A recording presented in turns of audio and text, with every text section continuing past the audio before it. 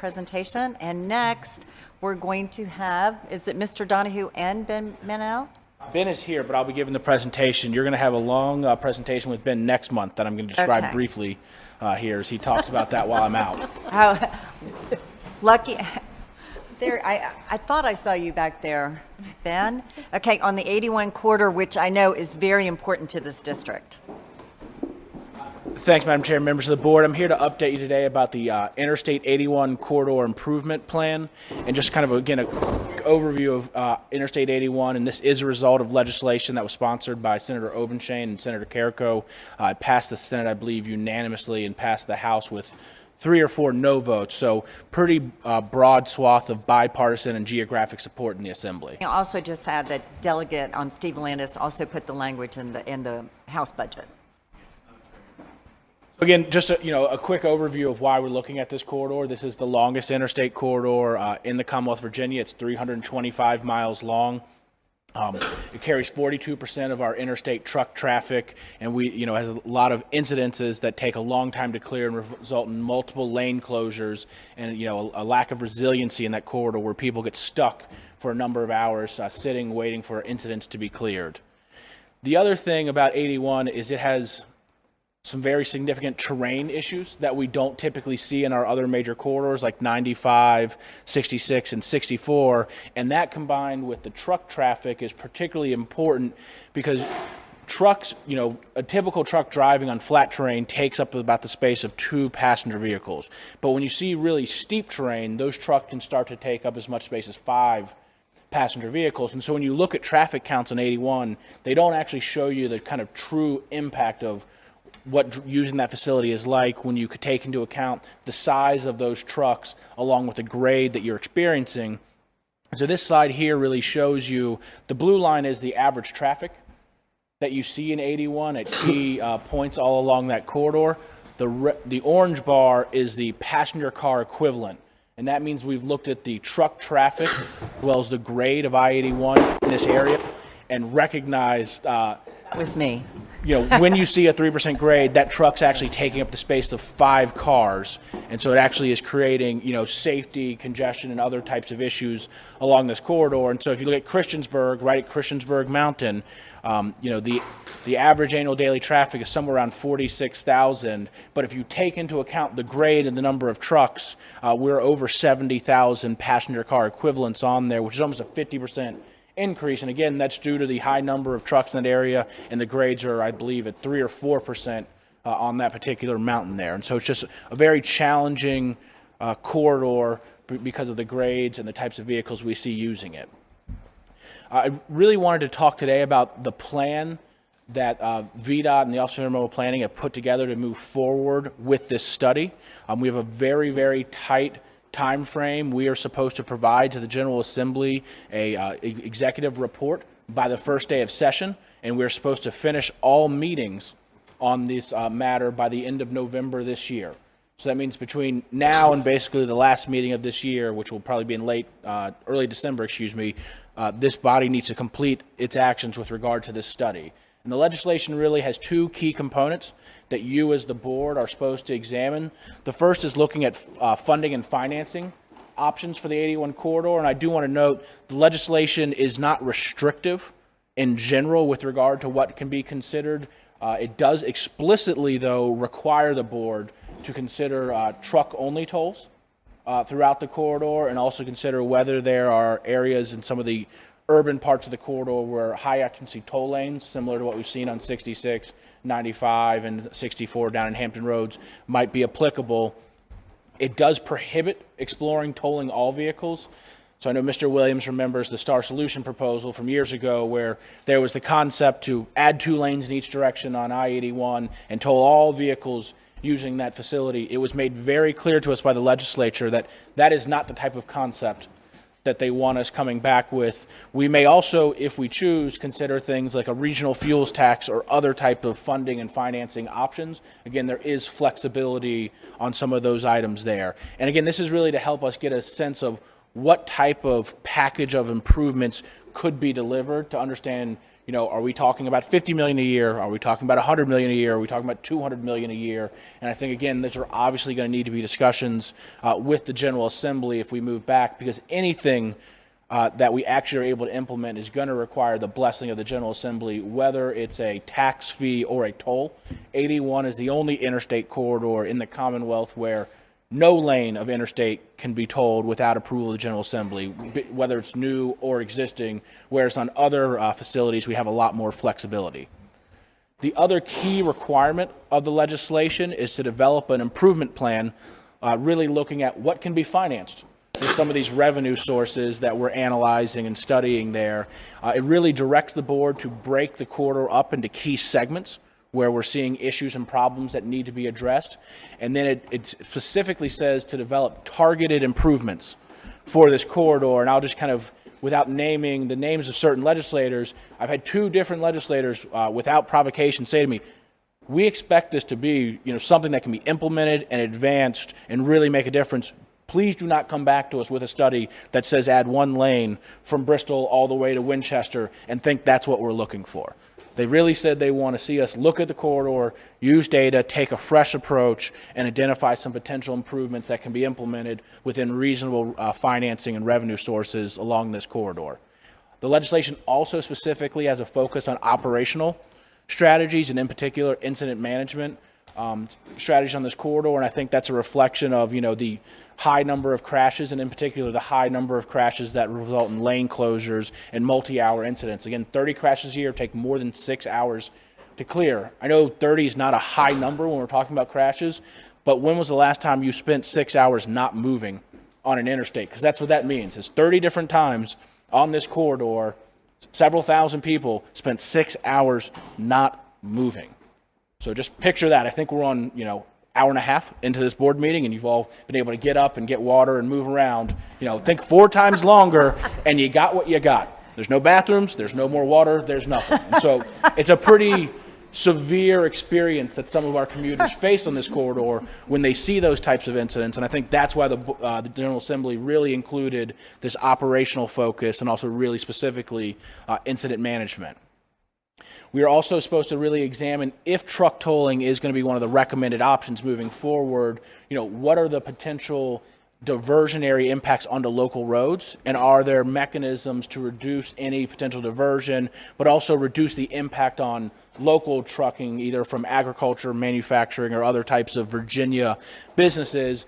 And then they do want us to look at the economic impact on, certain Virginia sectors like logistic, agriculture, and manufacturing, and whether or not any of the toll financing options have, negative or positive economic impacts on those industries.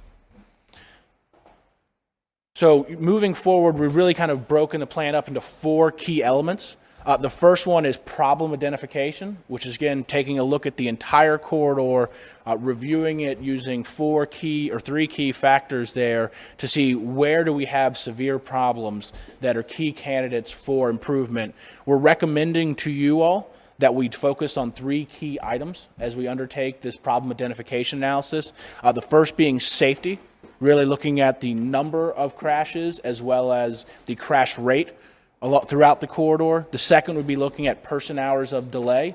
And the final one would really be, I think, getting it to the issue Mr. Fralin brought up, I think, every board meeting there towards the end about kind of the resiliency of the 81 corridor. And this is really looking at where do we have long stretches of I-81 between 2 interchanges where you may not have an accident in the same place, so we don't see it pop up in reliability, but in that 10 or 20 mile area, you might have 50 or 60 different incidents that all created some amount of lane closure or multi-hour type of delay situations where could we have pushed people off onto 11 or off onto 460 and helped them avoid that 6 hour mind-numbing experience of sitting there and not being able to move. And so, that's what we're really calling resiliency. And is this corridor able to handle and respond to significant shocks like a tractor trailer flipping over, which happens on this corridor with more frequency than any of us would like to see. We have already started to schedule public information meetings throughout this corridor on the problem identification, and I'll get into that later in the presentation. But we do hope to come back to this board in July and brief you on our initial findings there. And I do want to stress, this is identifying the problems. So again, we're looking at the severity of the problem. This is not necessarily, the worst problem may not be the most cost-effective project to implement. And so I do want to get to that later, and that's going to be later in the analysis. The next two elements, and I think we'll likely come to the board and talk about these together, is after we've identified these problems, receive feedback from the public and this body, what we'll then start to do is develop potential recommendations. And we're really taking a fresh look here at these problems and looking at ways we can address them. And I think the first thing that the commissioner and I have talked about, we're looking for this study team to do, is look at operational strategies. Where can these improvements be addressed with those types of strategies? And there's two reasons for that. Operational strategies tend to be cheaper.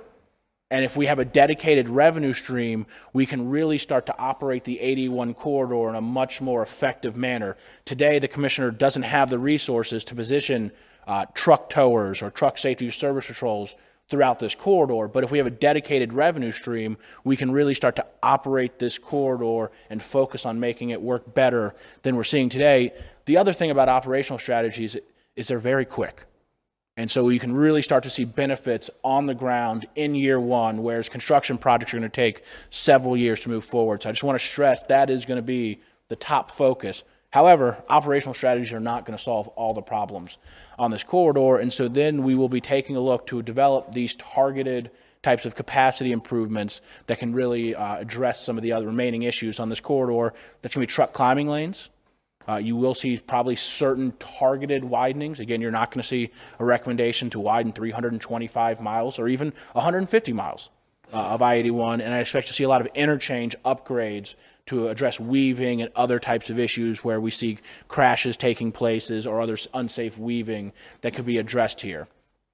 As a part of this, we're also going to be looking at our tolling and financing analysis to make sure that the recommendations we're developing to get a sense for what those cost. And again, start to compare that to what is the potential amount of revenue that might be available to address some of these improvements moving forward. It's also going to be in this stage that we'll do the review of any potential impacts on Virginia agriculture, manufacturing, or logistics sectors as is required by the legislation. This is going to take us some time. We do hope to go back out to the public in August on these to get some feedback, and then we would come to see you all in September to really start to walk you through some of these potential recommendations as well as the revenue generation analysis. The final element, and I think, ultimately, as with all things, just like Smart Scale, and as we really get down to it, is what are we recommending to move forward?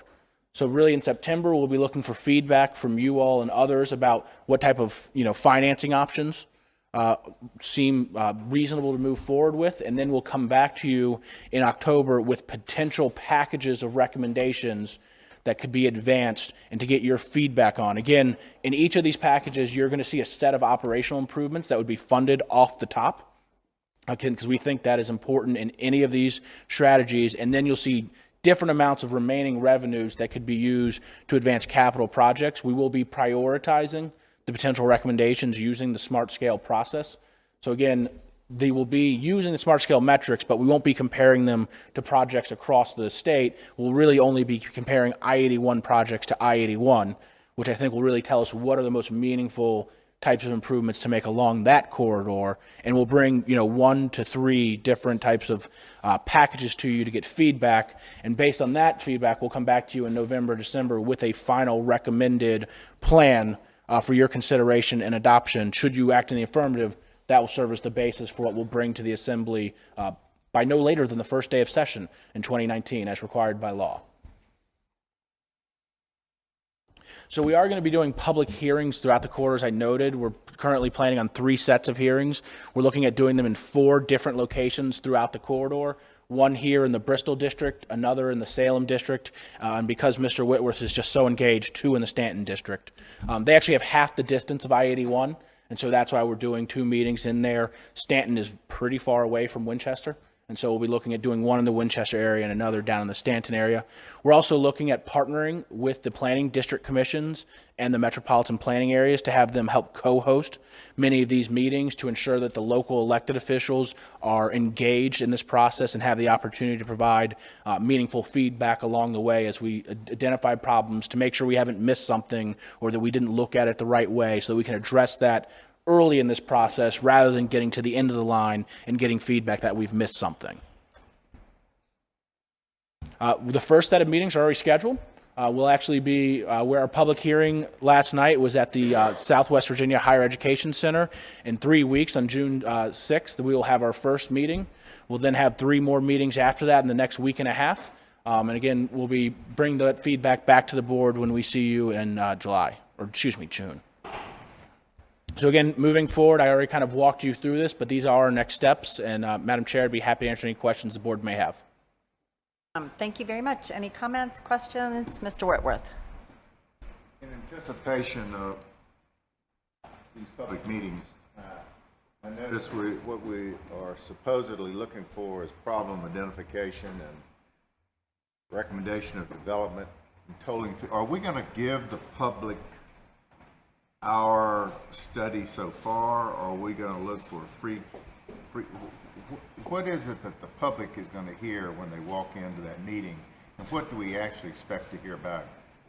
Madam Chair, Mr. Whitworth, when the public walks into the meeting on June 6th at the Higher Education Center, 35 miles down the road, what they are going to see is the first cut on the problem identification using those 3 items I laid out there. Staff started working on this once the bill passed the first chamber during session, so we kind of got a head start, hoping that the bill would clear both chambers, as it ultimately did. And so they are going to see detailed information of their portion of I-81, as well as some other information about the rest of 81, identifying where these problem areas are from a safety perspective, from a congestion perspective, and from a resiliency perspective. What we're looking for in those meetings are there things they think our data missed? Or are there things that they think our data has wrong, or do they have other areas that they think that we need to consider and kind of reasons why, so that we can take that back and, modify our evaluation and analysis as appropriate? Will they be able to see that information in advance of the meeting? Madam Chair, Mr. Whitworth, I think the meeting is probably where that would first roll out, but let me talk with the study team and see if there aren't mechanisms by which we can get that out to the PDC and MPO staff in advance of that meeting. It would seem to me that there's a lot of information that will be coming out. Sure. It would seem to me that it would make sense to give a little bit of advance time to have reflection and interaction among the various constituencies that would have interest in that information. Madam Chair, Mr. Whitworth, I will talk with Ben Manel, who's leading the study. He's back there. Hopefully he's waving right now since I said his name. And we'll see if we can't get that information out at least a week, if not 2 in advance. I do want to note, I think 2 may not be achievable, but we will do our absolute best to get that out in advance to folks. I wonder if we could create an 81 study page on the CTB website, since it's coming through us, where you could be updated, people would know where the meetings are, you could, you let them know what we're going to be focusing on at, the issues at each of the meetings. You are right, Mr. Whitworth, there's a lot of information already out there. I think trying to prioritize it is going to be important, and to identify a funding sources for this. That's what really separates this study from everything else that we have done, is looking for ways, if we could dedicate funding to the 81 corridor for many of these priorities, it would open up much of the money that already invested from Bristol, Stanton, and Salem going to the corridor. That money could be invested in other transportation priorities. So $180 million from Smart Scale put in the 81 corridor in round 1 and 2. And that would go back to your districts. And so finding a way to do this. I have a question in that part of this is making sure we're meeting with all stakeholders, manufacturing, trucking industry, and so how do you plan to incorporate that? We've already started reaching out directly to the manufacturers and truckers. In fact, next week in Dublin, Virginia, I'll be on the agenda speaking at the Virginia Manufacturers Association. The Virginia Trucking Association President Dale Bennett, as well as Brett Vassley, the president of the Virginia Manufacturing Association, are both going to be present, along with the Delegate Yancey, the chair of the Transportation Committee, and several other legislators. And so I expect we're going to have a robust dialogue regarding some of the concerns and things that they'd like to see addressed in this study. And again, we welcome their feedback. I think everyone agrees 81 needs to be improved, and hopefully we can find consensus on some ways to do that. If we do this right and it's done well, the greatest beneficiaries will be the trucking industry and manufacturers. So that's how we want to go into this. That's what I really believe is going to happen. Also, the business community has reached out, and so making sure we coordinate with them as well, beyond manufacturing, who very much want to have a say in this. So Yes, no, several of the chambers were present at the Stanton public hearing, and I believe we're going to be reaching out to them in advance of those meetings and making sure they're aware of when they're scheduled. Mr. Yates. Question, a little conversation about this already. I'm just curious, is there nowhere else in the United States where trucks only are tolled now? Is that There is one other state that is moving forward with this concept. They are much further along. I believe they're getting ready to turn on their toll gantries any week now, and that is the state of Rhode Island. They have a program called Rhode Island Works that has several different components. One of them, though, is charging trucks only, I believe on federal road? Oh, Madam Chair, Mr. Yates, I should have said this earlier in the presentation. We have met with the United States Department of Transportation and discussed this study and some of the concepts that we're directed to look at, and there are multiple mechanisms by which we could implement a truck-only toll. So some of the things you may see us consider as we look at this is, do you want to charge one toll rate during the day and a lower toll rate at night to encourage trucks to use the roadway in the evening hours when less commuters are on there, there's more capacity, and is that a way to also kind of rebalance traffic in a way that might reduce the needed capital improvements, which in turn can reduce the potential toll rate and provide benefits to in a lot of ways? Mr. Yates, there are other states looking at this time.